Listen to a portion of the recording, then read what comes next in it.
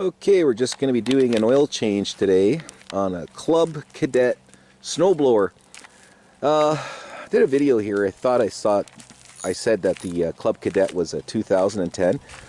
It's actually like a 2008 or 9. So it's now the end of April 2025, and this machine has done a really good job serving us over these number of years. And what we're going to do is we're going to do an oil change, and I think that's the secret to owning a snowblower, is to make sure you always change your oil at least once a year. That's all we do, once a year, and we never leave any old gas in it, so we always try to make sure our gas in this machine is always you know, maybe about 30 days old or so. Burn it out, and at the end of the day you're better off just wasting some gas and burning it out than leaving it in there and wrecking your carburetor and causing other problems, because that's going to cost you more downtime and money. So we're just going to be doing an oil change here now. The snow here in Canada, Ontario, where we are right now, just went away about a week and a half ago, something like that. So you can see the weather has warmed up quite nicely. And my brother, he's just getting the oil drip tray set there so we don't make too much of an environmental mess before he gets started there. You're going to go get a piece of wood there. So making a long story short, this thing has gone through, you know, we get like 2 feet of snow here all the time. These little guides that you see up here, these little guides here, snow is usually, you know, up to here all the time when we're trying to clear some snow. So it chews through snow pretty good. The only snow it doesn't do too well with is that really wet slushy stuff. It gets all stuck inside the auger there. A little trick for you guys out there at home: if you are going to encounter some real mushy snow, don't be afraid to throw some oil in there. I use some of that Pam cooking spray, and I just spray it in there, and what it does is it helps the snow not stick. And then when it does stick, it starts to clog up your auger, and you'll notice that your blower won't blow the snow out. And never put your hands in there ever when the thing is running. Make sure you use a stick or something, or shut it off. That's the best thing to do, is to shut it off. Or you get somebody you don't like and have him stick his fingers in it. I don't even want to go there with this. Well, you know, there is quite a few people that you could probably ask. I don't think they're dumb enough to fall for it, though.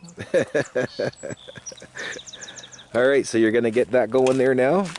So you're just breaking the oil plug, and you can see the oil's going to come out nicely. And we just ran the machine for about 5 minutes or so to get that oil nice and hot. So whenever you're changing any type of machine oil, make sure you run the machine so it gets nice and hot, so the oil can flow out nice and easily. Still pretty clean.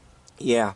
What's that hold? Maybe about a liter, quart of oil? 600 milliliters. Okay. Oh, that's all it holds, eh? That's all it holds. So basically under a quart of oil for you Americans out there, and about a half a liter for you Canadians out there, just to make the units correct. And we'll just let that drip out, and then we'll come back and there's no oil filter on this thing, is there? No. It's just straight oil, eh? No oil filter, no air filter. Okay, now, so pretty straightforward machine. Just unplug it and let the oil drip out of it, and that's pretty much it. Now the trick is to make sure you do it every season like we do. We probably put about, I don't know, maybe about 10 hours of operation on this every year. So it's not doing a whole bunch of work. There you go, he's just getting the last little bit of that oil out there now. Yeah, and don't be afraid to give the machine a nice little tip too, get that residual oil out of there, because sometimes if you don't do that, you can leave old oil in there. But you know, you can see that's just a little paint tray there. Yeah, nothing technical. Yeah, just a little bit of oil to come out there at the end. And that's just about as easy as it gets for doing any oil changes. It's right at the back of the machine too. And you can see my brother's just manually pulling the handle down to get the machine to sit up. And that's pretty much it. I think we just got to put the plug back on and put up some more oil. Another thing to mention for you guys out there too, if you are going to be using a snowblower, try to use synthetic oil. And the reason for using synthetic oil is because you're going to be operating this thing in below freezing temperatures, right? So synthetic oil just behaves better than mineral-based oil. It stays nice and thin. It doesn't get all gel-like. So if you're going to be using a snowblower, make sure you use a full synthetic. You'll find that the engine will start easier, it'll idle better, just because the engine's so cold because of the cold temperatures. And as you can see, it doesn't hold very much oil, so you're not going to break the bank by making sure you got a full synthetic. And we use the Walmart SuperTech. Is that what we've been using in this thing? Not lately, but yeah, any synthetic oil is good. Yeah, Walmart's got the best one, the SuperTech. Yeah, Walmart SuperTech and Pennzoil Platinum, I believe, is the other one. Yeah, if you want to pay $10 more. Yeah, so Walmart SuperTech's probably your best bet because it's cheap and it's still really good oil. If you'd like, you can go on Project Farm on YouTube. He does some comparisons with oils, and that Walmart oil really shines. It holds up against AMSOIL pretty good, and AMSOIL is like the top best oil out there. All right, my brother's just going over there now. Let me just show you our driveway that we have to plow. You can see there's our cars there. So we got about 50 feet of driveway. And then coming down here, we don't usually go over that way, but coming down here you can see we got quite the hill to plow. And we really don't have any problems going over these rocks. They kind of freeze up nicely. It's just in the beginning of the season, if the ground's not frozen yet, you might start picking up rocks. So we got a little trick for you to help you not pick up too many rocks and wreck your machine. And there's these little guides. Oh, he's over there now. Let's go over there and see what he's doing. And I'll just show you the little guides that we have on the bottom so you don't pick up stones and wreck your machine. Yeah, there they are there. And I believe those are adjustable, eh, Chris? Those little blue skids? Yeah, they are. Yeah. So you see these little blue skids here. There's one on each side, and you can adjust them. And what it does is just kind of raise the snowblower a little bit higher than the driveway, so you're not picking up all the gravel and stuff. And once again, we've never had a problem once we had these things adjusted. It works really good, and we've been using this thing for years up here. We only had a shear pin break on the auger once, and that was it. And auger broke too. And the auger broke. Yeah, because it had a stone. Had a stone. Any other type of maintenance that we did on this thing at all? Can you think of, or is that it? Yeah, I put a new coil in it. Oh yeah, we put a new coil in it too. Clean the carburetor. Yeah. All right, clean the carburetor, but we didn't put a carburetor kit or nothing like that. Just cleaned it. Just clean the carburetor and put a new coil in it after all these years. So. And new recoil. Oh, that's right. Yeah, that was the other good thing about. Real basic stuff. Yeah, this thing here started malfunctioning, and the great news is this thing is also electric start. You can see right here, this is where you can plug it into the wall, and there's your push button, and you can start it with electricity if you're having a problem with your pull cord. So we did encounter that problem where the pull cord was broken, and we still managed to get the snow plowed out until we could come back later, next day or so, and fix the pull cord. So taking care of your machine is definitely going to make it last. And really, you can see doing oil changes is very simple. So by changing your oil, you'll make your motor last a lot longer. So what's it now? 2025. We bought this in 2009, so it's been around for a while, and it still runs great. We usually get it started up probably in about 4 to 5 pulls in the wintertime. Remember, it's really cold outside, so things usually don't start as well as they do in the summertime. So about 4 or 5 pulls it usually takes to get going, and then it idles up nicely. We usually wait a few minutes too before we actually throw the throttle forward and start blowing snow. You don't want to get any piston scoring because you didn't let the engine warm up enough. All right, what are you doing there? Got to check my gears. Oh, Gears, okay. bearings, you got to make sure they're all greased up. All right, so now he's going into the box there. I've never seen him do this before, so you do that every year? Every year. Okay. Is there like little nipples in there that you got to grease up, or? No, just the bearings themselves. Just the bearings themselves? Bearings, and there's also a sleeve where your friction wheel runs on. It's got to be lubricated. All right, so there you go. So a little bit of lubrication here and there. The tires are original, by the way. It never came with chains either. That's the one thing I'm going to say negative about this machine, is it could have used some chains on the wheels. Oh well, it's small. If you want more traction, just deflate your tires a bit more. Okay. I really never had too much of a problem with it the way it is. That's probably my only pet peeve, really. It could have used chains on it. And That's pretty much it. The handles too, they're also heated too, so you can turn on a switch and then heat up the handles so your hands don't freeze while you're blowing snow. We got other chainsaw videos, so we do a lot of cutting wood in the summer and blowing snow in the winter. Now that says you're Canadian. And shoveling the old-fashioned ways for the birds. Yeah, save your back. Just go in there to get a proper socket. I can't wait till you open this up. I can't wait to see what's in there. We can get the right size here, socket.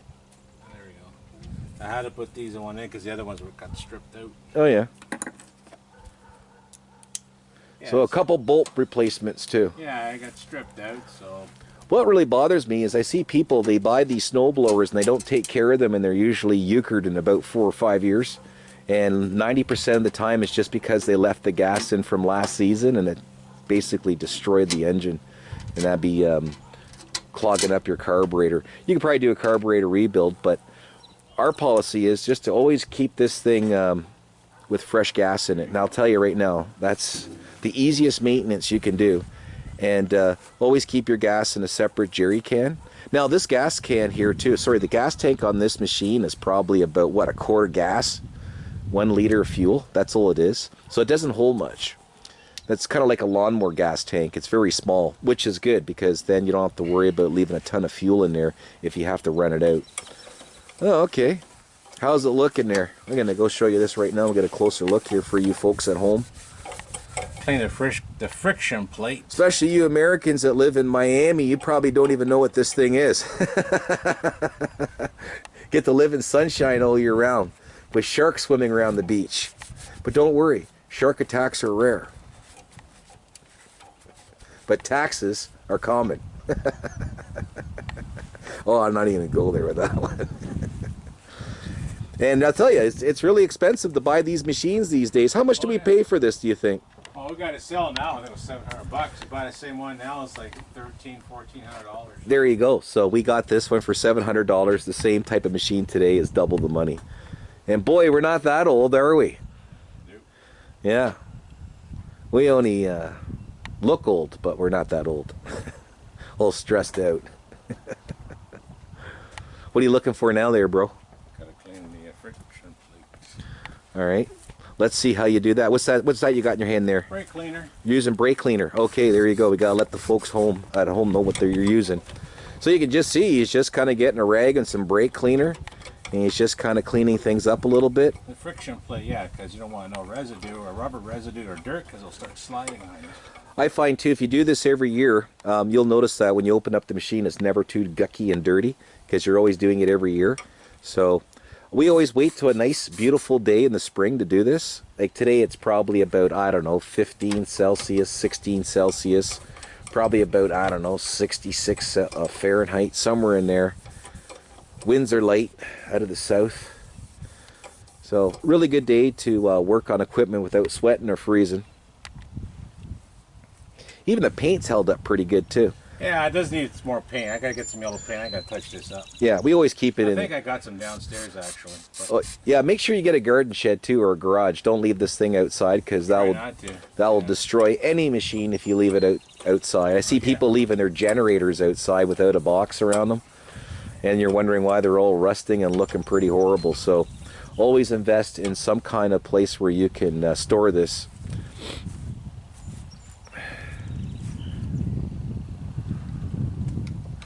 All right. Okay. I'll do that again for the folks at home. Oh, cool. And now it's just pushing the auger into motion there. There you go. Make sure you got full travel. There. I can get to the other side. Yeah.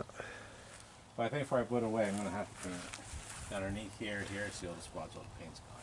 Yeah. Let's make it just a little longer. Just a little more brake cleaner. So really, we don't do maintenance, we do care. That's the difference. Instead of doing maintenance, do care. And when you take care of your machines, you'll find that things just don't break as often or cost as much.